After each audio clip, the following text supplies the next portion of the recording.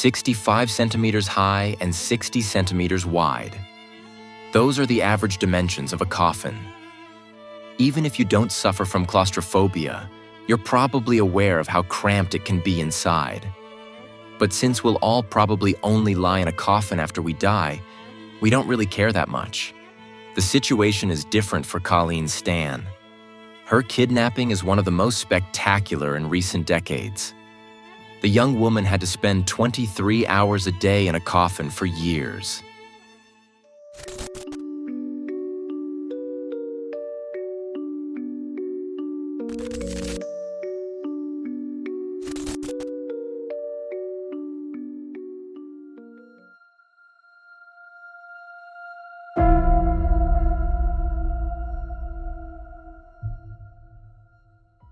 Colleen Stan is the name of a young woman from Oregon. Due to the cruelty of this crime and the high level of media attention it received, the name is a pseudonym to protect Colleen's anonymity. Years later, Colleen Stan agreed to speak publicly about the case on the American television show Snapped. However, she does not want too many details about her private life to be made public. Therefore, I will limit myself to information about her that is officially known and has been confirmed by her. Colleen Stan was born on December 31st, 1956 in Eugene, Oregon. She has always had a good relationship with her parents. Her childhood and youth passed without any notable incidents.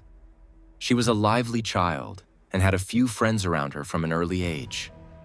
In May 1977, when Colleen was just 20 years old, she wanted to surprise a friend. It was her friend's birthday in a few days, and she was throwing a big party. However, she lived in Northern California, over 1,000 kilometers away from Colleen.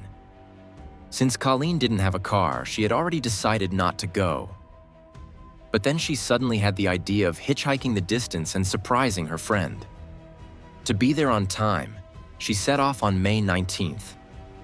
That would give her a few days, and if she couldn't find a ride, she could take a day off along the way. But she made better progress than expected. In no time at all, she made it to Red Bluff, California. From there, it was only about 140 miles to her friend's house. May 19th, 1977, was a warm morning, and Colleen had already turned down several drivers who had offered her a ride. The 20-year-old was very cautious and didn't want to get into the car of anyone who seemed shady or potentially dangerous. So she was all the happier when, shortly afterwards, a young couple in a blue van stopped next to her. Their 8-month-old baby was sleeping in the back seat. Colleen felt she could trust the couple and got into the car with a clear conscience. Most of us would probably perceive a young family as particularly trustworthy and make the same decision as Colleen. But this young family was different. During the ride, she noticed that the driver kept glancing at her in the rearview mirror. At first, she didn't think anything of it, but her gut feeling told her that something wasn't quite right. After a short drive, the couple stopped at a gas station. Colleen took the opportunity to go to the restroom. There, she says she had a sudden urge to climb out the window and run away. But since there was no real reason to do so and the couple had seemed quite nice so far, she quickly pushed the thought aside and got back into the car with the family. But suddenly there was a strange wooden box on the seat next to Colleen that hadn't been there before. Colleen tried again to calm herself and ignore the box. The young father started the engine again and steered the car onto the highway. But only a few minutes later, he left it again without comment and stopped at a river. Colleen, who couldn't react quickly enough, had a knife at her throat just seconds later. The man told her to be quiet, took the wooden box next to her, and put her head in a hole designed for that purpose. He secured the box so that Colleen could no longer remove it. With the box in place, any hope of rescue was extinguished, as it was soundproofed so that no one could hear Colleen's cries and screams, even if someone had been nearby. The couple set off for home with their baby and the kidnapped Colleen. Their meticulous plan had finally come to fruition.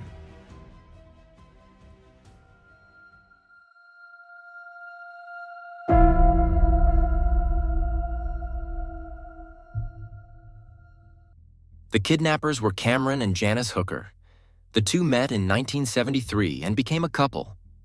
At that time, Janice was still a teenager and very naive and insecure. She quickly allowed herself to be manipulated by Cameron, who was 4 years older. His girlfriend's insecure nature suited him very well. He was a sadist and abused Janice for years. Psychological and physical abuse were part of everyday life. Sometimes he tied her to a tree in the garden and beat her. On other days, he did not hurt her, but forbade her to leave the house. Janice, who had never been in a relationship before, tried to convince herself that this was normal and that Cameron would love her sincerely if she just did what he said. In 1975, the two married and had their first child shortly thereafter. After that, Cameron's abuse only got worse. He saw Janice as his personal slave. When the plan for a kidnapping became more serious, Janice saw it as an opportunity. Maybe she would finally be spared the torment if he had a new toy, she thought. And she was right. After they had kidnapped Colleen, her husband focused his attention on her. They had taken Colleen to their house in Red Bluff and locked her in the basement, blindfolded. The next day, Cameron locked her in a large wooden box that resembled a coffin. The 20-year-old had to lie in this box 23 hours a day. She was allowed to leave the box for 1 hour each day. During this time, she was given food and allowed to use the toilet. However, she was often raped and tortured during this hour.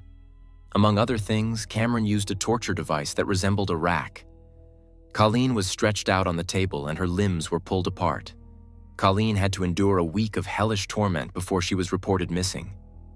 This was because Colleen lived in a shared apartment and had told her roommates that she was going to California and would be staying there for a few days. But when they didn't hear from Colleen for several days, they informed her parents. At first, they assumed that Colleen had simply decided to stay in California a little longer. But after a while, they called Colleen's friend to ask about her. The friend was very surprised. Since Colleen's visit was supposed to be a surprise, she didn't know anything about it and hadn't missed her at the party. She told Colleen's worried parents that she had never arrived at her place.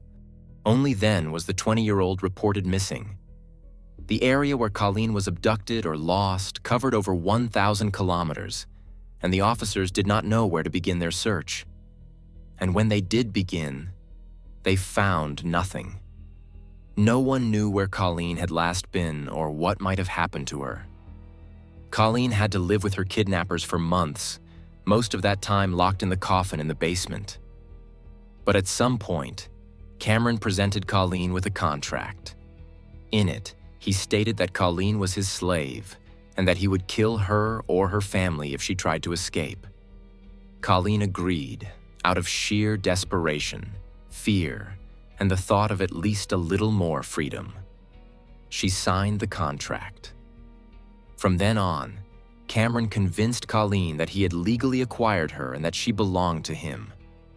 He repeatedly mentioned an organization called the Company, which would track down and murder Colleen if she tried to escape. With the signed contract, Colleen was allowed to move freely around the Hooker's house. She had to do the housework and cleaning. She continued to be abused. And when she had nothing left to do, she was locked back in the coffin. Colleen herself later described in interviews what it was like for her to be trapped in a coffin for most of the day for years. At first, she cried for hours and prayed for God to help her. Over time, however, what helped her most was to develop a very vivid imagination and to think herself away to other places. I learned in my imagination to be able to go anywhere. You remove yourself from reality and transport yourself to another place, to a place where it's beautiful, surrounded by people you love. More than a year passed before Janice and Cameron bought a mobile home in Red Bluff. Shortly thereafter, they moved in with their child and Colleen. The new house was smaller and, like almost all mobile homes, which are characterized by the fact that they can be easily transported from A to B, it did not have a basement. From then on, Colleen's coffin was always pushed under Cameron and Janice's bed. While the two slept together in it at night, Colleen lay just a few inches below them, in her unpadded, cold, and dark wooden box. Cameron became increasingly creative in tormenting Colleen. He built a torture shed in the garden with numerous instruments of torture. There she was abused, whipped, and tortured. Months passed, and Janice became pregnant again. A few months later, her second child was born. On Christmas Eve, 1980, Cameron allowed Colleen to call her family. He made it very clear to her that she must not say anything about him or the kidnapping, otherwise the company would murder her entire family. Colleen agreed. Cameron stood next to her and listened in on the entire phone call. Colleen's family was overjoyed, but of course had some questions. At some point, Cameron had had enough questions and hung up. In March 1981, however, he even allowed her to meet her family briefly. Cameron drove Colleen to Riverdale, where the meeting was to take place. During the drive, he told her what she could and couldn't say. Colleen was to say that she was engaged to Cameron and was overjoyed about it. Colleen was allowed to go to the meeting alone. She told her parents what Cameron had instructed her to say, but her family found it hard to believe. Colleen was emaciated and looked ill. Nevertheless, they tried to be happy for their daughter. When Cameron picked her up again, Colleen's father even took a picture of the two of them. You can see it right now on the screen. It's really incredibly bizarre. For the father, it was a normal picture of his daughter with her fiancé. But for us, who know the story, it's anything but that. Back in Red Bluff, Cameron began to show Colleen more and more affection and treat Janice worse and worse. This made her feel like she did before. Before Colleen came into her life, and Cameron tormented her every day. She became jealous of Colleen and wanted to be the one Cameron loved again. At the same time, however, Cameron was also building a prison in the garden so he could kidnap even more women and hold them captive there. Shortly afterwards, he even allowed Colleen to take a job as a cleaner in a hotel. More years passed, and it seemed as if everything was going according to Cameron's plan, as if he was getting everything he wanted.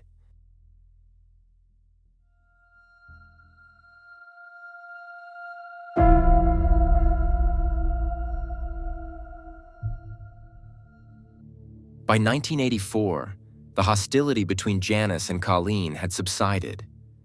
The two had become friends and talked a lot. This made Janice realize that not only was Colleen a victim of Cameron, but so was she. He had also abused her and manipulated her for years with his lies. This made her remorse for kidnapping Colleen grow even stronger. In her desperation, she sought advice from a local pastor. There, she described the situation a little differently so that her actions would not come to light. She told him about a love triangle and portrayed the situation as harmless. Nevertheless, the pastor condemned the actions of Cameron and Janice, as polygamy is considered a sin in the church. Janice, who was very religious, saw this as definitive proof that she did not want to continue living this way. On August 9, 1984, while Colleen was at work at the hotel, she explained to her that the contract she had signed was invalid. Furthermore, the company that Cameron had always talked about, which would harm her or her family, did not exist. She told Colleen the truth, namely that it was all made up. Lies from Cameron to scare her and prevent her from running away. Colleen was actually surprised. She had believed all of Cameron's lies. She was very happy, but also so overwhelmed that she first called Cameron and told him that she knew everything and was now leaving. She then took a bus back to her family in Oregon and told them everything that had been done to her over the past few years. Meanwhile, Janice went to the police and reported her husband's actions. The police then contacted Colleen, who confirmed all of Janice's statements. On August 22, 1984, Cameron Hooker was arrested. He appeared emotionless when he was arrested. Shortly before, he had asked Janice to destroy all the evidence in the house, and she obeyed his orders one last time. However, she forgot one picture, or deliberately overlooked it. This picture showed the contract between Cameron and Colleen and bore Colleen's signature. The picture also contained all the information about the company. In court, Janice finally testified against Cameron and received full immunity in return. She said that Cameron had brainwashed her. In November 1984, Cameron Hooker was sentenced to 104 years in prison. He was supposed to spend the rest of his life in prison. However, in 2022, he was given the opportunity to apply for parole. No decision has been made yet. Cameron Hooker therefore remains in prison. Colleen's case received a lot of media attention.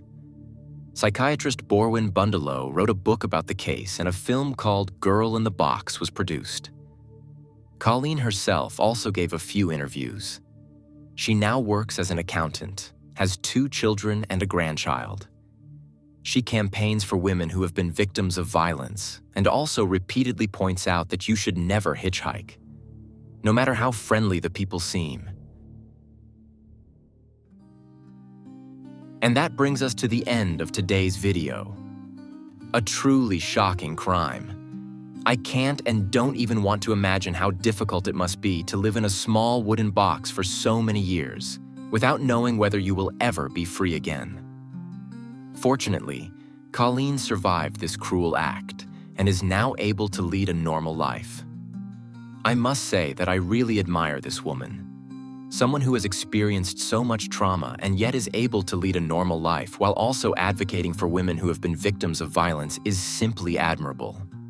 If you enjoyed the video, please leave a like, comment, and/or subscribe. With just 2 mouse clicks and a few keystrokes, you can greatly support this channel. At the same time, the algorithm will be stimulated and the video will be suggested to people who have not yet subscribed to the channel. Thank you in advance, and thank you for watching. Good night, and see you soon.